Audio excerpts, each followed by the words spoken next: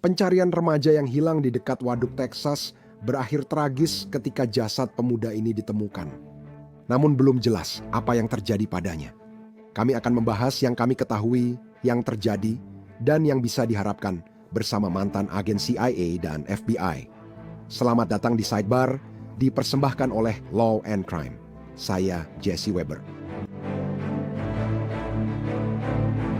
Perkembangan tragis dalam kasus misteri baru yang ingin kami bahas. Kenly Bomerito, 18 tahun hilang dari area perkemahan di Sawyer Park, dekat Danau Georgetown, pada pukul 10 malam, 28 November 2025. Departemen Kepolisian Georgetown, Texas, menyatakan area ini hanya dapat diakses dengan berjalan kaki atau perahu, sehingga aksesnya terbatas, menurut laporan Fox 7. Danau Georgetown adalah waduk besar di cabang utara Sungai San Gabriel. Dan menurut CBS Austin, dia dilaporkan hilang keesokan paginya. Penduduk setempat menyebut ini tidak biasa. Ini tidak biasa bagi seseorang untuk tiba-tiba menghilang di dekat Danau Georgetown. Polisi saat itu mengatakan, kutip, "Semua bukti menunjukkan bahwa Kenly belum meninggalkan area danau. Tetapi kami tidak menutup kemungkinan apapun.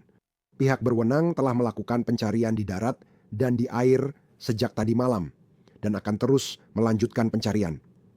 Sekarang, menurut Austin American Statesman, pada hari Senin, tanggal 1 Desember, Kepala Polisi Cory Toshida mengatakan bahwa Kenly telah meninggalkan mobil dan ponselnya, keluarganya, dan teman-temannya. Mereka dilaporkan telah aktif mencarinya, datang dari kampung halamannya di San Angelo. Ibunya, Deanna Morris, mengatakan kepada CBS Austin bahwa putranya hilang saat berkemah dengan teman dan temannya yang melaporkan kehilangan itu. Kutipan, "Kami hanya ingin dia pulang, tidak ingin dia di luar. Awalnya kami kira dia tersesat, tapi ternyata lebih dari itu. Jadi kami hanya ingin menemukannya, kami ingin membawanya pulang apapun kondisinya, itu saja yang kami inginkan." Sebagai klarifikasi, pencarian di awal minggu ini sangat intens. Kami berbicara tentang anjing pelacak, perahu dengan tim penyelam sonar, helikopter dengan perangkat termal, relawan terlatih dari Texas Search and Rescue. Dan ini adalah sesuatu yang perlu dicatat. Apa yang dikatakan polisi pada Senin malam. Kutip, "Kami menghargai semua bantuan yang telah ditawarkan oleh masyarakat.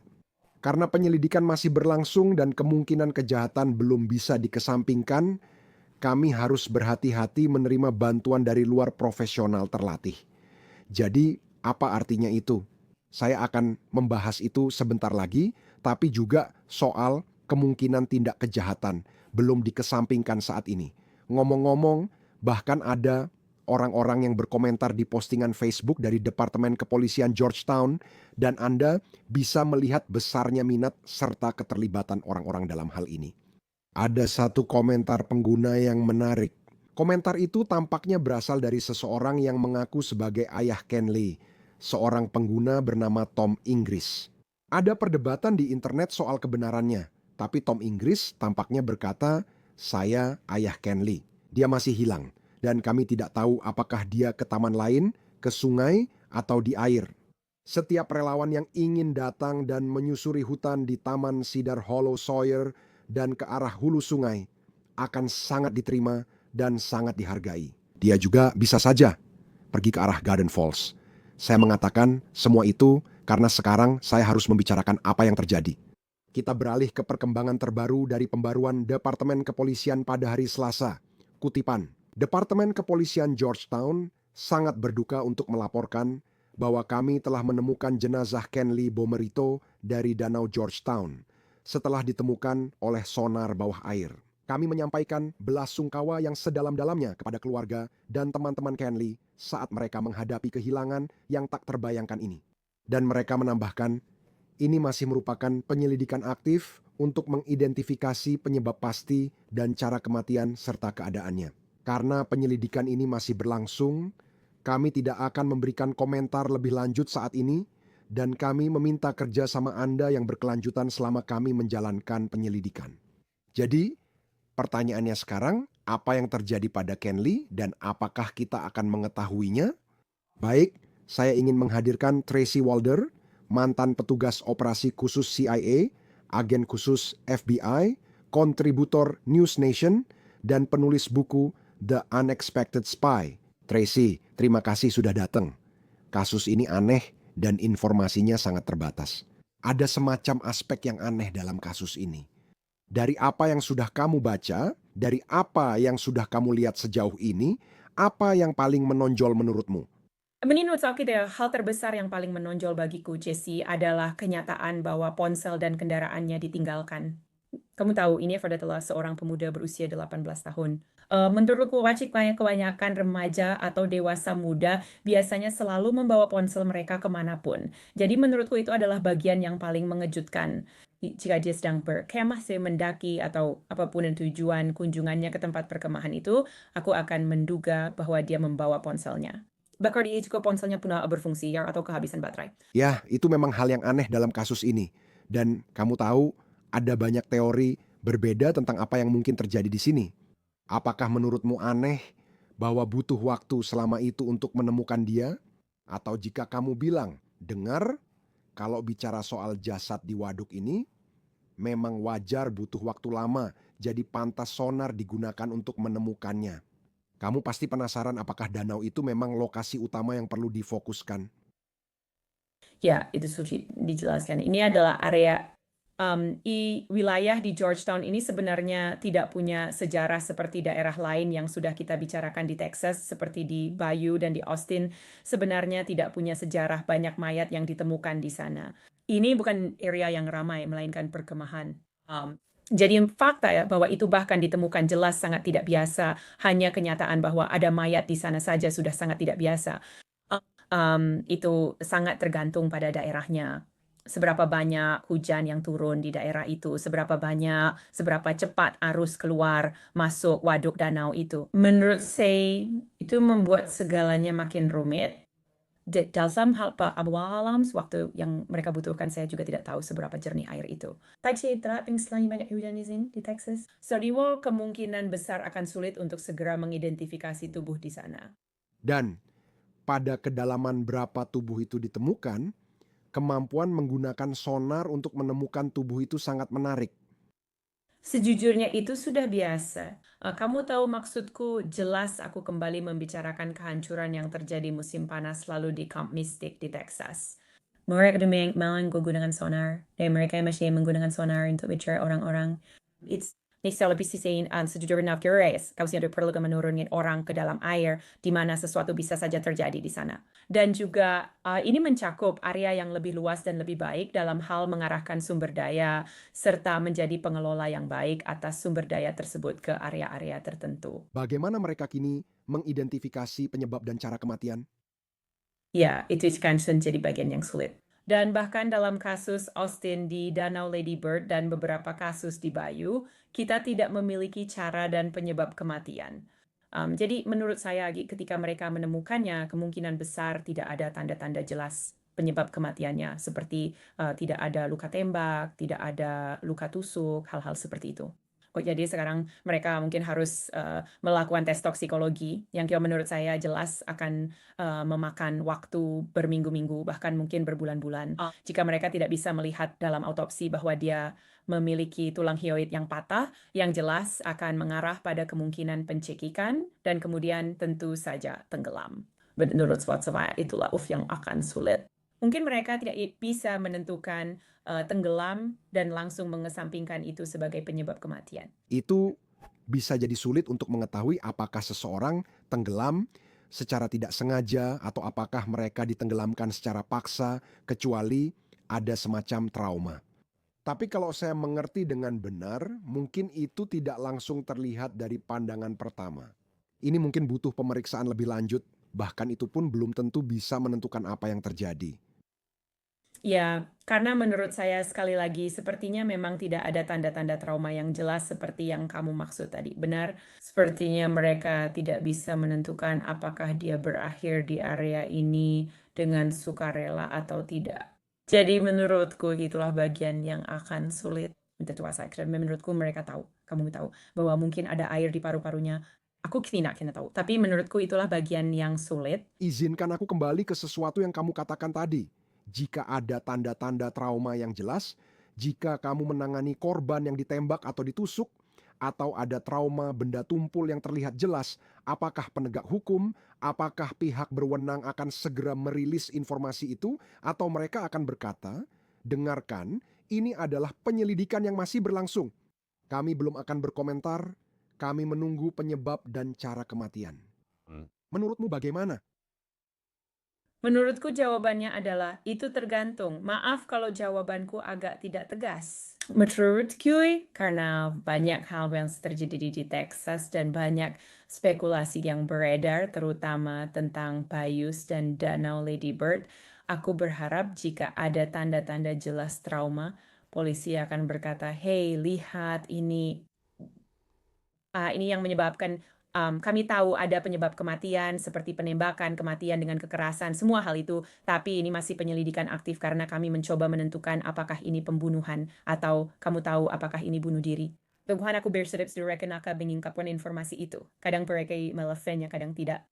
Ya, mereka menyatakan penyelidikan masih berlangsung dan tidak akan memberi komentar lebih lanjut. Mereka meminta kerjasama yang berkelanjutan sementara. Mereka menjalankan penyelidikan.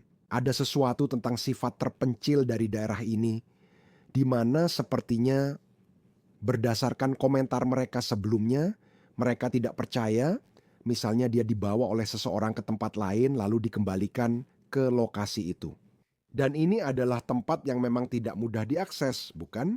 Dan saya pikir itu mungkin menambah atau membatasi teori-teori berbeda tentang apa yang bisa saja terjadi padanya atau apa yang mungkin terjadi padanya. Saya cuma estudiante passionate about dia ko di lokasi itu Native Martinya pasti memiliki keluarga dan teman-teman yang berkomunikasi dengannya. Kali mereka pergi mencarinya pada destroyernya keesokan harinya. Jadi saya percaya jika dia memang diculik, mereka pasti sudah mengetahuinya lebih cepat juga. Menurut saya, ini adalah seseorang yang kemungkinan besar memilih untuk pergi ke daerah ini dan sudah mengenal daerah ini. Sekali lagi, ini adalah tempat berkemah, jadi saya tidak akan mengatakan tempat ini benar-benar terpencil, tapi ini adalah daerah yang memang dikenal orang untuk berkemah. Jadi, firasat saya mengatakan bahwa dia sebenarnya tidak diculik dan dibawa ke daerah ini. Bagaimana dengan temannya ini? Teman yang katanya pergi bersamanya, teman yang melaporkan dia hilang. Saya kira dia sudah diwawancarai. Saya rasa dia pasti, pertama yang diwawancarai itu sudah pasti. Cuma itulah sebagian alasan jika mengapa ini masih jadi penyelidikan aktif dan mereka perlu menentukan penyebab kematiannya. Jelas untuk benar-benar membersihkan nama teman itu. Karena temannya tidak punya alibi bahwa dia tidak ada di sana, temannya memang ada di sana. Menurutku itu juga membikinkan dan aku tak percaya dia dibawa paksa. Aku rasa dia memang pergi bersama temannya. Apakah ini pertanyaan tentang kecelakaan? Apakah dia terpeleset lalu jatuh dan tenggelam di lokasi ini, atau ada seseorang yang membiarkan temannya tapi mengambil dia? Itu juga tidak biasa. Seperti apa sih penyelidikan seperti ini? Kamu tahu, mereka bilang ini penyelidikan aktif itu mencakup apa saja? Jelas, kamu bilang mereka, kamu tahu penyebab kematian, laporan toksikologi. Tapi apalagi bukti lain apa yang bisa mereka analisis sekarang untuk menentukan apa yang sebenarnya terjadi. Dan sekali lagi, mengingat daerahnya terpencil di sini, ini bukan seperti di tengah kota metropolitan, di sudut jalan yang penuh kamera di mana-mana. Seperti apa proses investigasi itu? Menurutku, ponsel dan kendaraan, menurut pendapatku, akan menjadi dua hal penting dalam investigasi ini. Menurutku, pertama-tama, dengar sinyal ponsel di sana memang tidak bagus. Aku mengerti itu. Aku tidak membicarakan soal komunikasi langsung, seperti telepon dan pesan teks. Tapi menurutku, pesan apapun, bahkan yang dikirim beberapa hari sebelum semua ini terjadi, sebelum dia bahkan berada di tempat perkemahan itu, akan sangat penting untuk memahami pikirannya, kondisi mentalnya, dan mengetahui apa yang sedang terjadi. Aku juga yakin mereka pasti sudah mengambil ponsel temannya, tidak diragukan lagi mereka sudah mengambilnya dan sedang memeriksanya. Tapi aku juga berpikir dari kendaraan miliknya, mereka pasti akan memeriksa global positioning system di dalam kendaraan itu, mencari tahu kemana saja kendaraan itu pergi. Dalam beberapa jam sebelum semua ini terjadi, menurutku itu juga akan sangat penting. Begitu juga dengan memeriksa kendaraan tersebut. Aku benar-benar terkejut dengan upaya pencarian besar-besaran itu kan.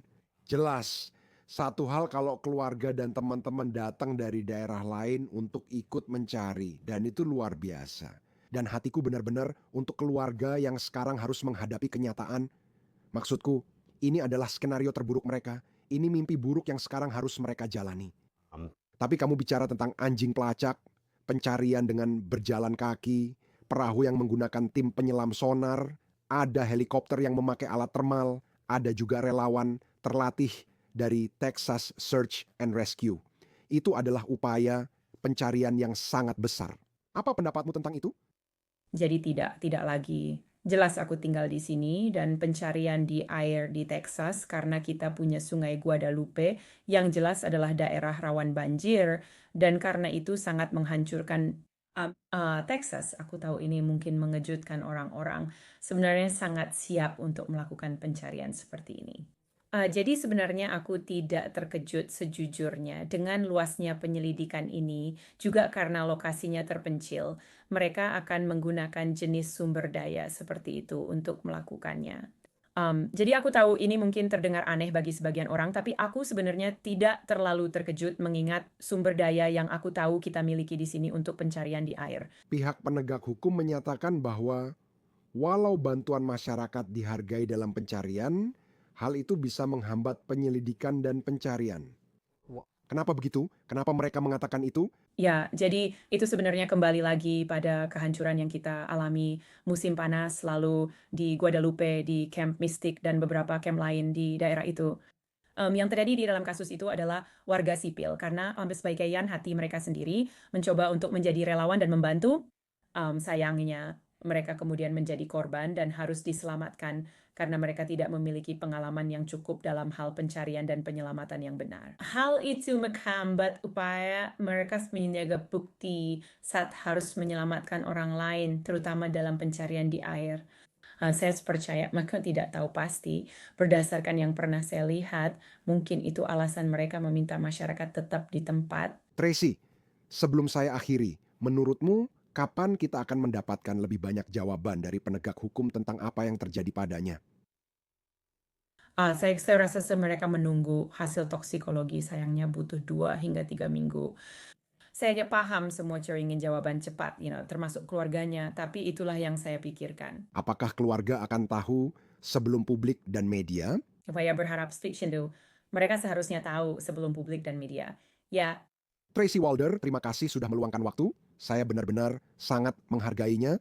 Hati, pikiran, dan doa kami menyertai keluarga ini. Ini adalah berita yang sangat baru dan menghancurkan. Sekali lagi, inilah kenyataan baru yang harus mereka hadapi. Kami akan terus memantau. Terima kasih Tracy, saya sangat menghargai. terima kasih Jesse. Itu saja yang bisa kami sampaikan di Sidebar. Terima kasih kepada semua yang telah bergabung. Dan seperti biasa, jangan lupa berlangganan di YouTube, Apple Podcast, Spotify, atau dimanapun Anda mendapatkan podcast Anda. Ikuti saya di X atau Instagram. Saya Jesse Weber. Sampai jumpa.